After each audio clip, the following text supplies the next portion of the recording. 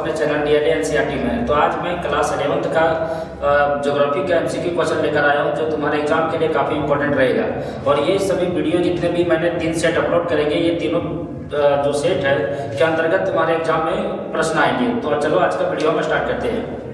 तो यहाँ first question है, सूखे का क्या कारण है? सूखे का क्या कारण है?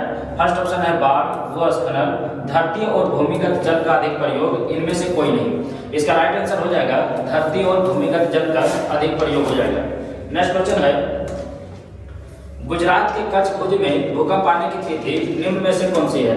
गुजरात के कच्छ भुज में भूकंप आने की तिथि कब निर्धारित किया गया है? 26 जनवरी 2001 को।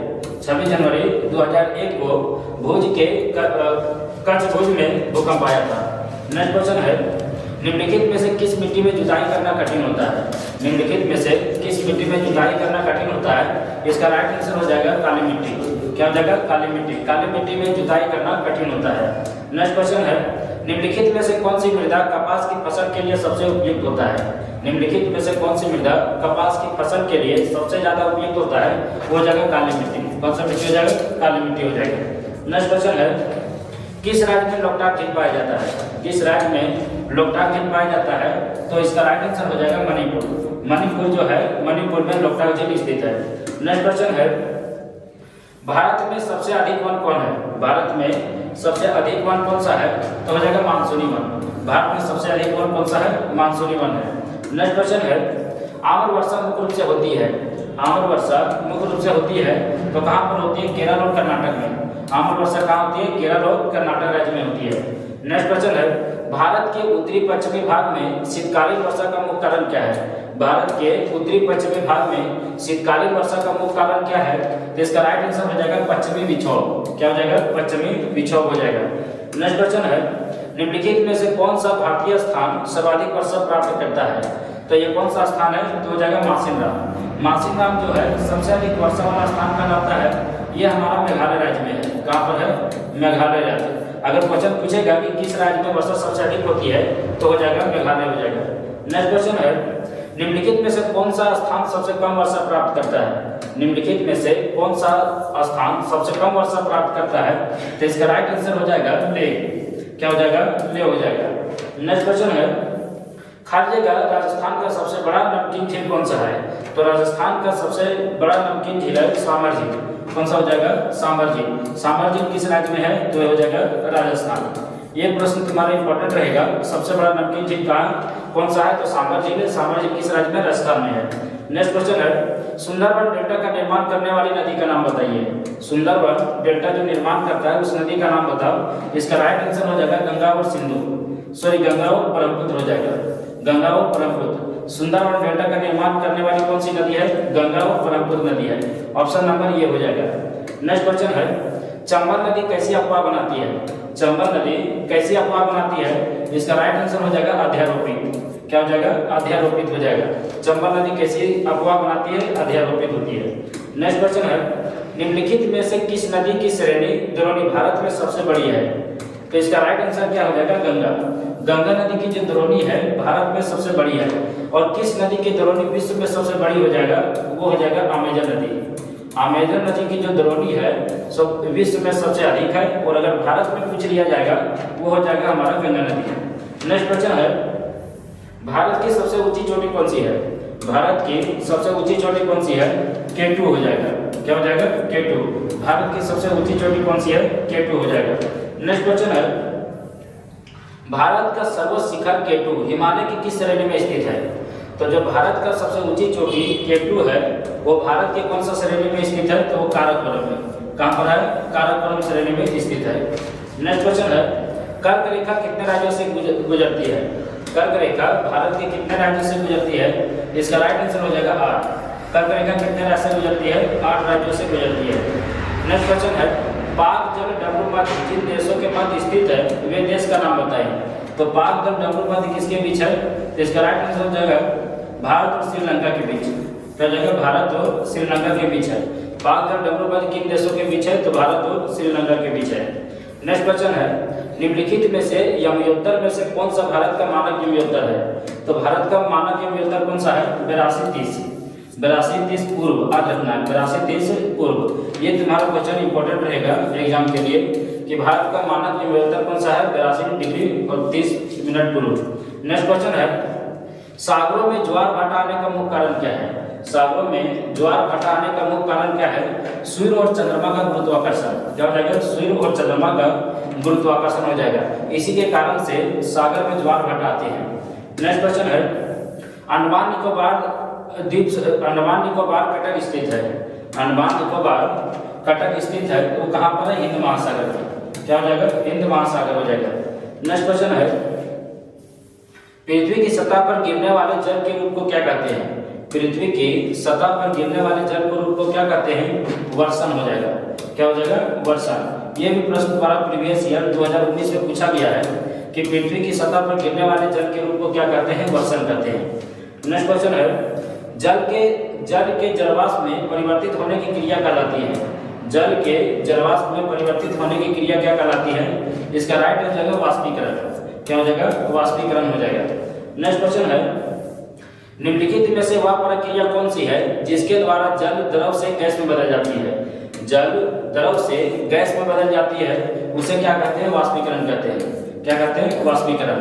नेक्स्ट क्वेश्चन है, निम्नलिखित में से कहां पर दिन तथा रात सबसे बड़ा होता है? तो दिन और रात जो सबसे बड़ा होता है कहां पर होता है? ध्रुव पर। कहां होता है? ध्रुव पर। ये क्वेश्चन तुम्हारा इंपॉर्टेंट है कि दिन और रात सबसे बड़ा कहां होता है? ध्रुव पर होता है। नेक्स्ट क्वेश्चन है, वायुमंडल में सर्वाधिक मात्रा में पाई जाने वाली गैस कौन सी है? वायुमंडल में सबसे अधिक मात्रा में पाई जाने वाली गैस कौन सी है? नाइट्रोजन है। कौन सा है? नाइट्रोजन है। कितना प्रतिशत पाया जाता है? 78%। ये प्रश्न इंपॉर्टेंट रहेगा कि वायुमंडल में सबसे अधिक गैस पाई जाने वाला नाइट्रोजन है। नेक्स्ट क्वेश्चन है, निम्नलिखित में से कितनी ऊंचाई पर ऑक्सीजन की मात्रा नग्न हो जाती है? निम्नलिखित में से कितनी ऊंचाई पर ऑक्सीजन की मात्रा क्या होता है? नग्न यानी कि खत्म हो जाती है। इसका राइट आंसर हो जाएगा 120 किलोमीटर। कितना हो जाएगा? 120 किलोमीटर। अगर हम 120 किलोमीटर अगर ऊपर जाते हैं तो ऑक्सीजन की मात्रा खत्म हो जाती है। नेक्स्ट क्वेश्चन है, नदियों द्वारा किस मिट्टी का निर्माण हुआ है? नदियों द्वारा किस मिट्टी का निर्माण हुआ है? इसका राइट आंसर हो जाएगा जलोढ़ मृदा। कौन सा हो जाएगा? जलोढ़ मृदा। नदियों द्वारा किस मिट्टी का निर्माण हुआ है? जलोढ़ मृदा द्वारा जलोढ़ मिट्टी का निर्माण हुआ है। नेक्स्ट क्वेश्चन है, निम्नलिखित में से किस मिट्टी को श्रेणी में बांगर और खादर के नाम से जाना जाता है? मतलब बांगर और खादर जो मिट्टी है वो किस श्रेणी के अंतर्गत आता है? इसका राइट आंसर है जलोढ़ मृदा। कौन सा है? जलोढ़ मृदा। जलोढ़ मृदा हमारा दो भागों में बांटा गया है, एक है हमारा बांगर और दूसरा है खादर।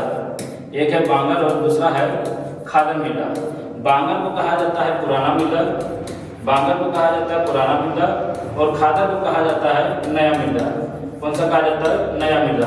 तो प्रश्न पूछेगा कि खादर मृदा का दूसरा नाम क्या है? तो नया मृदा।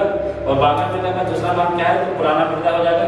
खादर और बांगर किस श्रेणी के अंतर्गत आएगा? तो हमारा जलोढ़ मृदा हो जाएगा। संगमरमर किस प्रकार की चट्टान है? इसका राइट हो जाएगा कांतरिक चट्टान। कौन सा हो जाएगा? कांतरिक चट्टान। ऑप्शन नंबर सी हो जाएगा। ये क्वेश्चन तुम्हारे एग्जाम के लिए इंपॉर्टेंट रहेगा। संगमरमर किस प्रकार का चट्टान है? कांतरिक चट्टान। नेक्स्ट क्वेश्चन है, निम्नलिखित में से कौन सा धात्विक खनिज नहीं है? निम्नलिखित में से कौन सा धात्विक खनिज नहीं है? इसका राइट आंसर हो जाएगा गंधक। गंधक हमारा धात्विक नहीं अधात्विक खनिज है। नेक्स्ट क्वेश्चन है, प्राथमिक चट्टानें किसे कहा जाता है? प्राथमिक चट्टानें किसे कहा जाता है? इसका राइट आंसर हो जाएगा आग्नेय चट्टान। क्या हो जाएगा? आग्नेय चट्टान। प्राथमिक चट्टान किसे कहा जाता है? आग्नेय चट्टान को कहा जाता है। नेक्स्ट क्वेश्चन है, निम्नलिखित में से कौन सा सक्रिय ज्वालामुखी है? निम्नलिखित में से कौन सा सक्रिय ज्वालामुखी है? इसका राइट आंसर हो जाएगा अस्ट्रोबोली। क्या हो जाएगा? अस्ट्रोबोली। अस्ट्रोबोली को सक्रिय ज्वालामुखी कहा जाता है। ये भी प्रश्न तुम्हारे एग्जाम के लिए इंपॉर्टेंट है। नेक्स्ट क्वेश्चन है, भूकंप मापी यंत्र क्या कहलाता है? भूकंप मापी यंत्र क्या कहलाता है? यानी जो भूकंप मापी यंत्र कहने का है वो सिस्मोग्राफ है। क्या हो जाएगा? सिस्मोग्राफ। ये भी प्रश्न इंपॉर्टेंट है। भूकंप मापी यंत्र क्या कहलाता है? सिस्मोग्राफ कहते हैं। नेक्स्ट क्वेश्चन है, संवहन धारा सिद्धांत का संबंध निम्न में से किस भूगोलवेत्ता से है? संवहन धारा का संबंध निम्न में से किस भूगोलवेत्ता से है? तो आर्थर होम्स। क्या हो जाएगा? Arthur Holmes. संवहन धारा याद रखना है आर्थर होम्स से संबंध रखता है। नेक्स्ट क्वेश्चन है, निम्न में से कौन सा स्थल मंडल गोंडवाना का भाग नहीं है? तो ये कौन सा है भाग? उत्तरी अमेरिका। उत्तरी अमेरिका हमारा उत्तरी भाग में नहीं, दक्षिणी भाग में है, तो ये गोंडवाना का भाग नहीं है। तो उत्तरी अमेरिका हमारा गोंडवाना का भाग नहीं है। इसका राइट आंसर हो जाएगा ऑप्शन नंबर ये हो जाएगा। नेक्स्ट क्वेश्चन है, निम्नलिखित में से कौन सा सक्रिय ज्वालामुखी है? निम्नलिखित में से कौन सा सक्रिय ज्वालामुखी है? इसका राइट आंसर हो जाएगा एस्ट्रोबोली। क्या हो जाएगा? एस्ट्रोबोली हो जाएगा। नेक्स्ट क्वेश्चन है, पृथ्वी की त्रिज्या कितनी है? पृथ्वी की त्रिज्या कितनी है? इसका राइट आंसर हो जाएगा 6370। कितना हो जाएगा? 6370। ये भी प्रश्न इंपॉर्टेंट है, पृथ्वी की त्रिज्या कितनी है? 6370 है। नेक्स्ट क्वेश्चन है, बोना ग्रह है, बोना ग्रह है, तो कौन सा ग्रह को बोना ग्रह कहा जाता है? तो आप देखना प्लूटो। क्या हो जाएगा? प्लूटो को बोना ग्रह कहा जाता है। और हमारा जो बुध है वो सबसे छोटा ग्रह है। कौन सा हो जाएगा? सबसे छोटा ग्रह हो जाएगा। बुध सबसे छोटा ग्रह है। और दूसरी बात याद रखना है, सूर्य के सबसे नजदीक है। सूर्य के सबसे नजदीक ग्रह है, नजदीक ग्रह। तो याद रखना कि हमारा भूगोल कौन सा है, मतलब जो बुध ग्रह है वो सबसे छोटा है और सूर्य के सबसे नजदीक है। और शुक्र में को कहा जाता है चमकीला ग्रह। शुक्र को कहा जाता है चमकीला ग्रह कहा जाता है। और इसका एक नाम और है, इसे भोर का तारा और शाम का तारा कहा जाता है। और शाम का तारा कहा जाता है। भोर का तारा और शाम का तारा कहा जाता है। और मंगल ग्रह को लाल ग्रह कहा जाता है। मंगल ग्रह को लाल ग्रह कहा जाता है। तो यहाँ से रिलेटेड तुम्हारा पॉइंट पूछ सकता है कि बुध ग्रह क्या है? तो छोटा ग्रह है, सूर्य के सबसे नजदीक है। शुक्र ग्रह चमकीला ग्रह है और भोर का तारा शाम का तारा कहा जाता है। और मंगल ग्रह को लाल ग्रह कहा जाता है। लेकिन यहाँ पर पूछा बोना ग्रह कौन सा है? इसका राइट आंसर हो जाएगा प्लूटो। प्लूटो को बोना ग्रह कहा जाता है। नेक्स्ट क्वेश्चन है, पृथ्वी की उत्पत्ति के बारे में ज्वारीय परिकल्पना किसने प्रस्तुत किया है? पृथ्वी की उत्पत्ति के बारे में ज्वारीय परिकल्पना किसने प्रस्तुत किया है?